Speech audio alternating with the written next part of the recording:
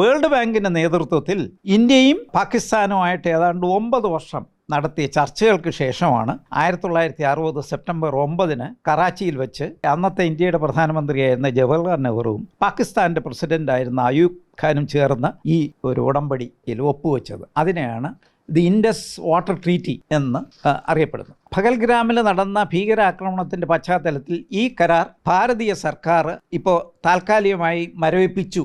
ഇപ്പോൾ Indus water ട്രീറ്റിയിൽ ഉൾപ്പെട്ടിരിക്കുന്ന 6 നദികളിൽ 4 എണ്ണം ഇന്ത്യയിൽ നിന്ന് ഉത്ഭവിക്കുന്നു. ബിയാസ്, രാവി, ചിനാബ്, ഝലം എന്നിവ.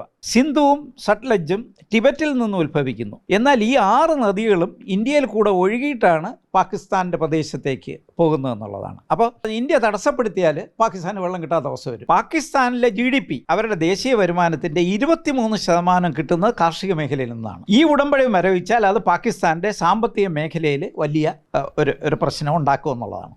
ഈ പാകിസ്ഥാൻ വളരെ വികസിച്ച ഒരു രാജ്യമൊന്നുമല്ല. അപ്പോൾ ഗ്രാമീണ മേഖലയിലുള്ള ജനങ്ങളൊക്കെ എങ്ങനെ കഴിയുന്നു? അവർ കൃഷി, കന്നുകാലി വളർത്തൽ, അതുമായിട്ട് ബന്ധപ്പെട്ട ഉപതൊഴിലുകളുമായിട്ടൊക്കെ ബന്ധപ്പെട്ട് ജീവിക്കുന്നതാണ്. അങ്ങനെ ജീവിക്കുന്ന ഏതാണ്ട് 10 കോടിയോളം ജനങ്ങളുടെ ജീവിതത്തെയും തൊഴിലിനെയും വരുമാനത്തെയും ബാധിക്കുന്ന ഒരു കാര്യമാണ് നമ്മുടെ ഈ കരാറ് എന്നുള്ളതാണ് അതിനകത്ത്.